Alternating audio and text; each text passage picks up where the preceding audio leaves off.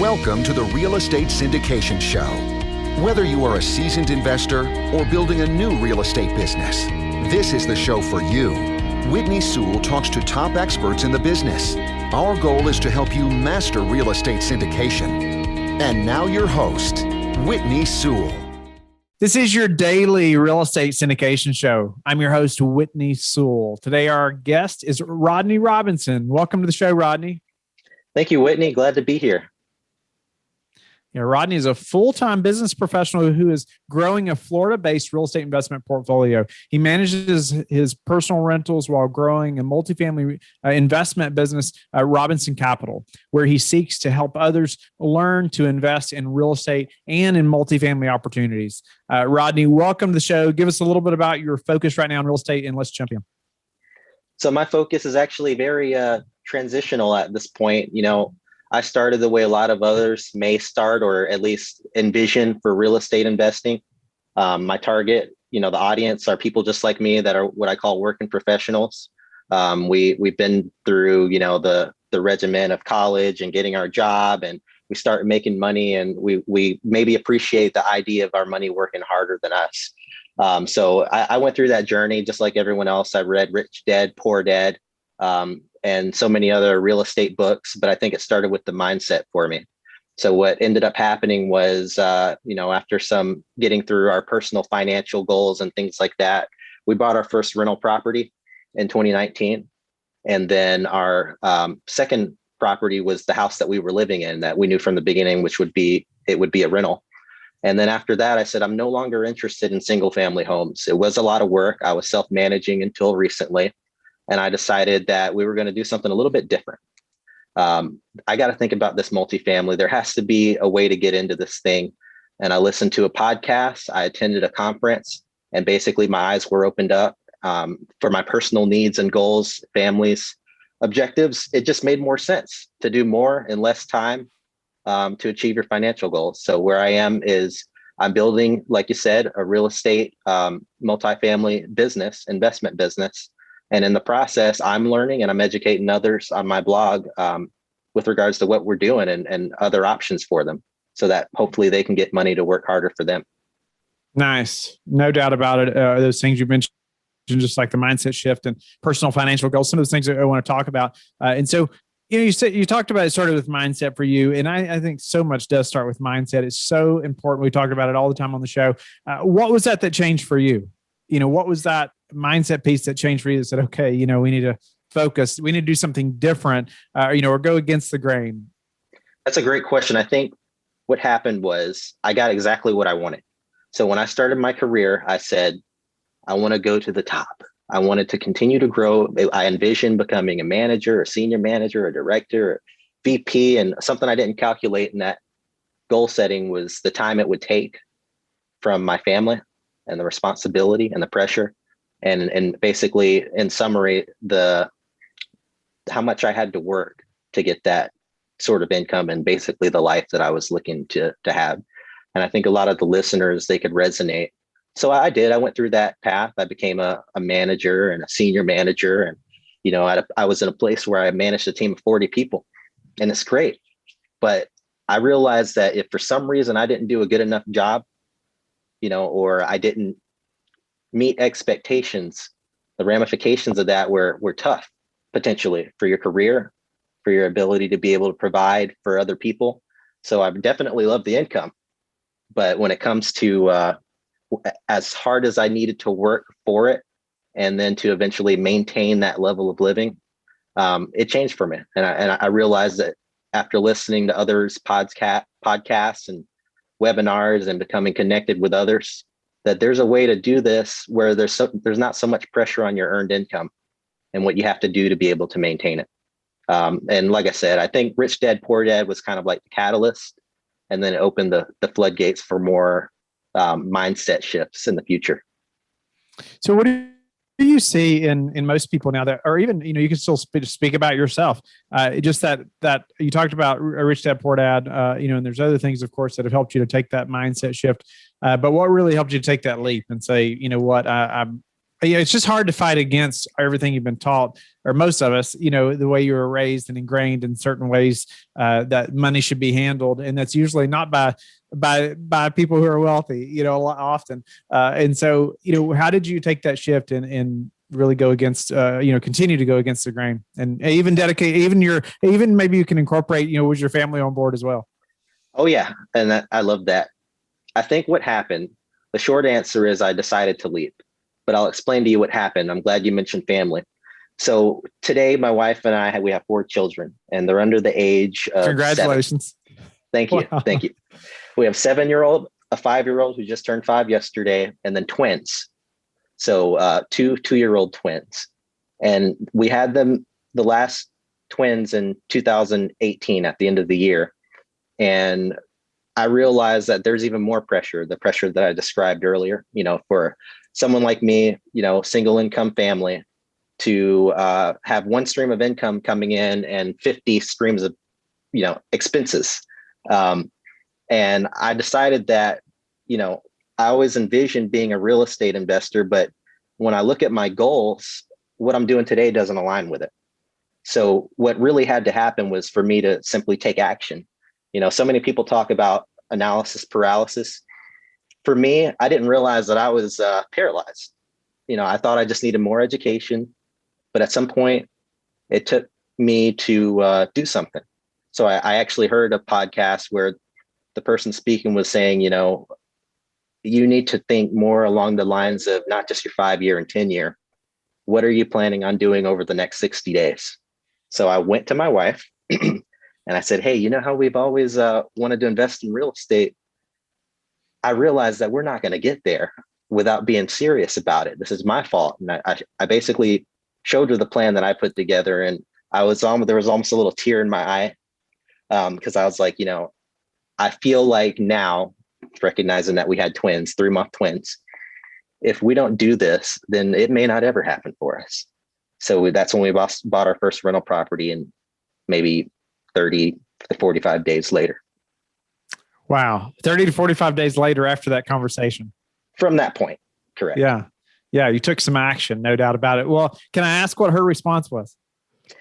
She said, okay, but I think it was a nervous response. And to be fair, I was also nervous. Sure. Rightfully so. Right. I did not expect for her to feel any differently than I did. And even now, as I continue my journey, there are things that make me nervous all the time. But what I realized was not to be emotional, try to use facts and data and your knowledge and ask questions. And then maybe you don't get yourself in a place where it's too scary or overwhelming. I figure even now, as I branch into newer and bigger things, when I feel that way, there's something that must be missing. Maybe I'm not prepared. I don't have the education. I haven't talked to someone who's knowledgeable enough. So in that time, we did that. So her response was nervousness. And I'm not going to say it was a painless process and we high-fived each other the first time. But when we did get that first rent check a few months later, not a few months, maybe it didn't take us long to fix it up and get someone in there. And when we got that first rent check, it felt great. So we started to see how the concept can work. Nice. Okay. So, and then you wanted bigger things, right? We'll move forward a little bit. You wanted to you get into larger multifamily or larger deals. Tell me about that mindset transition a little bit, and then let's talk quickly about your, how you're scaling your syndication business now. Sounds good. So within 6 months, we decided to buy a house for ourselves. The house that we were in became our second rental. That worked very well. It was relatively smooth. It was only a few weeks that it took us to fix some things up and get someone else into that rental. And then tenants started calling me. So no way. I have a background in leasing. When I was in college, I was a leasing agent at a student housing complex in Orlando. And there were quite a few students, and we put together leases. We showed places. From the beginning, I knew that I could do a decent job of being a landlord and managing myself. I did it for 2 reasons. I did it so that I can learn and appreciate what it takes to be a landlord. And what I also wanted to do was make sure I understood what I wanted in a property manager. So then I realized after tenants started calling me, even though I only spent, after a few months of this happening, even though I only spend maybe a few hours, maybe an hour, 2 hours a month managing my rentals. Within that time, it's very frustrating because I'm not doing things that I feel are the most value add. And then I realized that if I'm going to buy another single family home, it might be more of this. So what is it going to take for me to scale the business, appreciate what I have now, some income, some appreciation happening to our properties in our growing market, but not be so in it like I am. And I said, I don't want to do this again. I want to get better. Just like I've heard a lot of people say, they wouldn't repeat their first deal, but they wouldn't change anything about having done their first deal, because otherwise they wouldn't be where they are now. And that's pretty much where I am. So I didn't want to do that again. I wanted to do more with the same amount of time, or less for the same result. Want to do less with the same result, no doubt about it. Right. So yeah. What do you envision, your business, say a year from now, and tell me how you plan to achieve it? Okay. So what I envision our business having done our first syndication, multifamily syndication in a market that I've identified, partnering with another general partner, someone who's gotten some experience. Perhaps over the next few months, I'll be able to be a limited partner, a passive investor myself, and my first apartment deal. I think that's moving in the right direction. And I think, I'll be able to get some really good experience with regards to what it takes to be a passive investor and also be a great syndicator. My daughter she's 7. She told me what it takes to drive a car. And I said, it's one thing to know how to drive a car. It's another thing to do it. And then I started thinking about this situation. I'm like, I think I'll be a great syndicator once I learn what it takes to be a great passive investor and make great passive investments, and also syndicate great deals for passive investors. So that's a big thing for me. I've done some things in the process that I'm also telling others about, because what I really love about the journey is you get to share it with others so that they don't already know the outcome. They're just watching you do it. It's documented. That's why I have my blog. In the blog, I'm talking about, the mindset change. I'm talking about what I'm doing now, which is looking at markets. I'm sharing some of that information. I have people on the show, not the show, the blog that I've maybe interviewed. And then what I'm also doing is I'm talking about how I just rolled over my 401k that's not being used because I'm not with the company. It's growing with the whatever asset, fund that's in it, and to a qualified retirement plan, or giving something that can help others realize that they may have the funds to be able to be a passive investor, even if they don't have, many thousands in their bank account. Nice. No, education is a key component, no doubt about it. And it's neat. You're doing that through blogs. You're doing that through, you're sharing what you're learning and what's happening, right? And helping educate many others along the way. Bedford's Cost Segregation specializes in generating significant tax savings via their engineering-based studies for commercial real estate clients nationwide. Founded in 2002, Bedford is one of the largest independently owned cost segregation providers in the country, with over 14,000 studies completed to date in multiple offices throughout. The most important decision ownership can make when incorporating cost segregation within their real estate portfolio is selecting the right provider. With only 43 certified cost segregation professionals nationwide, Bedford is proud to employ 8 of them and takes the quality of their people as seriously as their studies. Every certified cost segregation professional has passed a rigorous test combining knowledge of technical engineering issues, legal tax issues, ethics standards, and requires a strict level of prior work experience to be eligible. Bottom line, not all cost segregation providers are created equal. So be sure to take the decision seriously from the beginning to protect yourself for years to come. Please contact Bedford's Business Development Director, Frank Judici, to learn more. And so what about, I guess, tell us about how you chose that thought leadership platform, as a blog, as opposed to a podcast or YouTube channel, or, there's so many avenues, right? Yeah. But how did you choose that? Yeah, the short answer is, and there's something for everybody. just like there's a medium for everyone to listen to, there's a medium through which I can communicate to who I believe are, my audience members that's most convenient for me. So I chose multifamily because of the lifestyle that I want. And I chose blogging at this time for the lifestyle that I have. I'm a busy working professional. I think they're as great as podcasts are. I listen to them myself. I listen less because I don't drive to work anymore. I work remotely. And I figure there might be people like me who could quickly read a 5-minute article and learn a few things versus listen to a podcast that might be an hour or 30 minutes. I'm probably missing some people at this point, but it works for me. I wanted to do something that I was able to do consistently that could reach people just like me, and that I can use a skill that I have, which I think is writing and communicating a message through writing so that other people can benefit. I do think in the future we'll get to a podcast. I just want to have good systems in place to where I can keep that up, because it's not an easy thing, as you know. Oh no, it's easy. I'm kidding. So, Rodney, if you could tell your younger self, say 10 years ago, something to do differently, as far as real estate specifically, what would that be?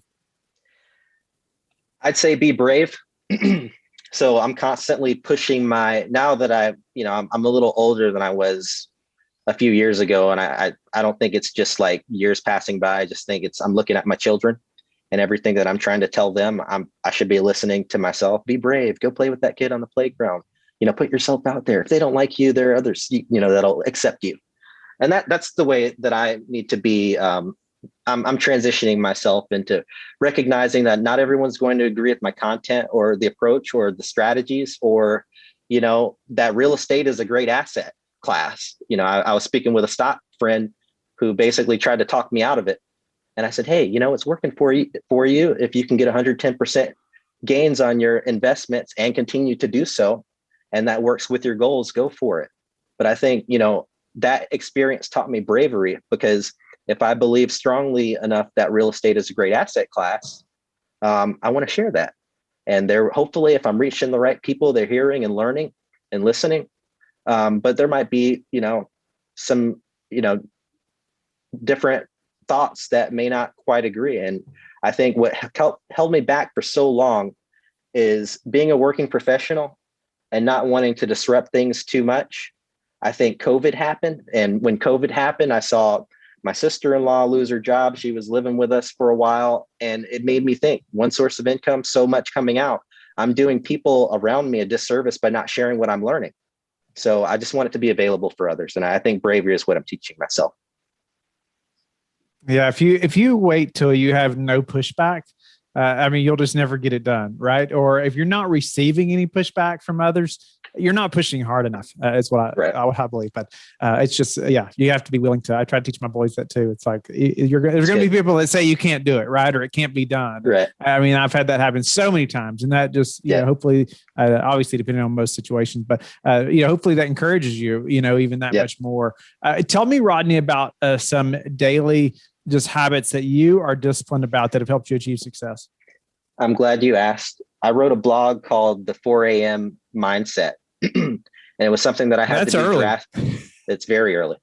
It's something I had to do. It worked for me and I had to do it. I decided in July of 2020 that something needed to change. It was probably before that time because I was transitioning from where we are to working remotely is tough. It's a big change on your routine. And we're constantly going through changes with our young children that keep progressing. So they don't, they're going to start going to bed earlier or later, and there are 4 different personalities. I had to do something to block off the time so that I can work on this business, work on the content, and have the energy to be able to just get better and grow. So I started getting up at 4 a.m. every day during the week, Monday through Friday. Most of the time I do it. Sometimes it might be 4:30, but I'm up at 4 a.m. And a few things that I do in the morning is I pray and I write. And then I started working on the business for 45 minutes or something like that, writing content. And I do some reading on that also helps to educate me and continue to feed myself knowledge. and I get some exercise in, some sort of exercise. And what was most important is that the time wasn't always producing the top output, but that I was doing it from the very beginning. And after about a month of doing it, it stuck with me. Now I'm more uncomfortable not getting up at 4 a.m., being a late owl naturally, than I am sleeping in bed. Nice. What's the key to getting up so early? I think I just needed to desire it. And then I needed to want it badly enough. And I said, Rodney, do you want to do this? And I obviously said yes. I said, prove it to yourself and to those around you and start getting up at 4 a.m. My wife, she would laugh if she heard this, but she'd complain if I'm not up helping with the kids. So I have to beat that. I have to beat our own children at getting up. And so for me, 5:30 wouldn't cut it. It had to be 4 o'clock. And now I look back and I think about what the discipline, which wasn't always the best thing for me. I'm not always, in other areas of my life, the best and most disciplined person. And I said, let's make a change and develop discipline, starting with how I get up and what time I get up. Every day, Monday through Friday, I'm committed to doing that. And then I started being disciplined in other areas, building the business, my habits, health habits, and things like that. And coincidentally, my wife started getting up early too. That's interesting. So a similar thing happened to us a few years back. But I don't know. I started getting up early. Things started to change. I used to get up early, and then you kind of get out of the habit and you come back to it. But yeah, having that structured morning routine just has changed everything for me personally, and my wife as well. Started getting up early and loves getting up early now. Like she loves it as much as I do. To have that time in the morning, just to get your mind right? Pray and write or read and all those things that are important, just to get your day started correctly. And it's interesting you say you have to desire it. No doubt about it. It's not easy to get up that early. I can't say I make it every morning, but somebody said one time, it's like, it's as simple as, do you really not have enough self-discipline to get out of the bed? That's right. It's like, when I think about it like that, I'm like, okay, do you really think you have enough discipline to operate a business? But you can't even get out of the bed in the morning. That's it. So, I'm like, okay, I really need to think about, my attitude getting out of bed, and just make it happen. And like you said, desire it, make the decision and say, hey, I know this is what's best. And maybe that's not for everybody, but what I find for most people I interview, one of the habits that is so common is being up early and making it happen early. So, but anyway, I appreciate you sharing that, Rodney. So important. Tell me the number one thing that's contributed to your success. I actually think it's that 4 a.m. routine. So it's not just that I got discipline, but I believe in myself. So out of the 4 a.m. routine that I put together Monday through Friday, I've been able to write blog posts for all of 2021 and more. I've been able to put blog posts together for not just Monday now, but also Wednesday. That was a new thing since I had all the posts written for the year. I've been able to learn new things and put more timely content together, more market research.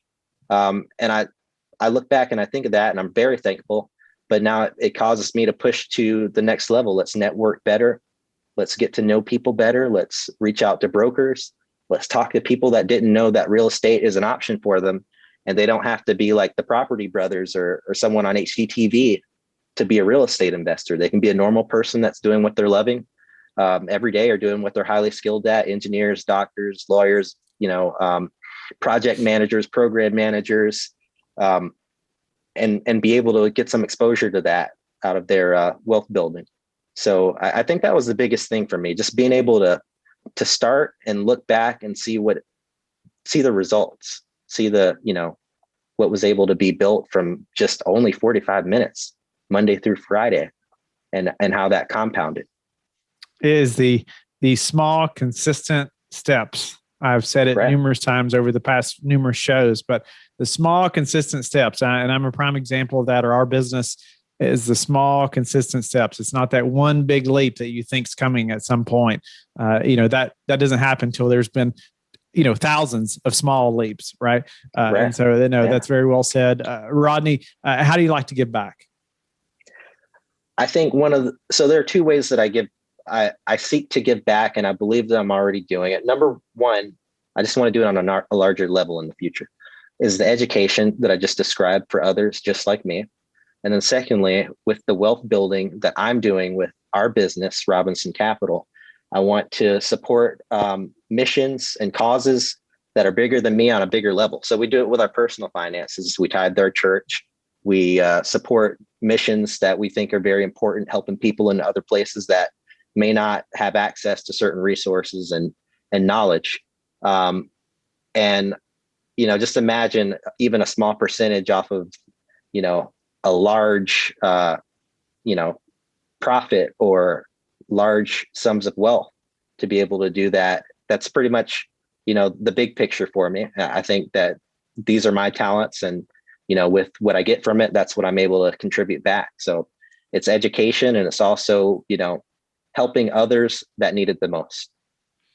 Rodney, I appreciate that, and just appreciate your time today and sharing with us just your journey. I like hearing just the stories about the family as well, and making these big shifts, because it not only is it a mindset shift for you, but what I've learned too, it's a mindset shift for the whole family, right? Right. Especially the spouse, or especially, and the children eventually as well. This is going to affect them forever, right? It's going to change everything, for one way or the other, but hopefully, obviously for the better, for the children also. So, but it is a big shift. And I just appreciate you being transparent and sharing about some of that. And even just getting down to, your thought leadership platform, your blog, how important it is to be up early, and how those consistent steps have helped you in a big way.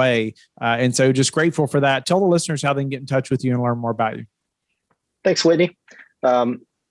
Anyone interested can get in touch with me through my blog, which is RodneyRobinsonSecond.com. That's RodneyRobinsonII.com. There's a new blog post talking about my journey, talking about Robinson Capital, different things I'm thinking about in terms of mindset. And I also have, for any new subscriber, basically the 10 lessons that I learned in real estate from, my first few years of doing it. It's something that I'm giving away, and I look forward to producing more content to help others. Thank you for listening to the Real Estate Syndication Show, brought to you by LifeBridge Capital. LifeBridge Capital works with investors nationwide to invest in real estate, while also donating 50% of its profits to assist parents who are committing to adoption. LifeBridge Capital, making a difference, one investor and one child at a time. Connect online at www.lifebridgecapital.com for free material and videos to further your success.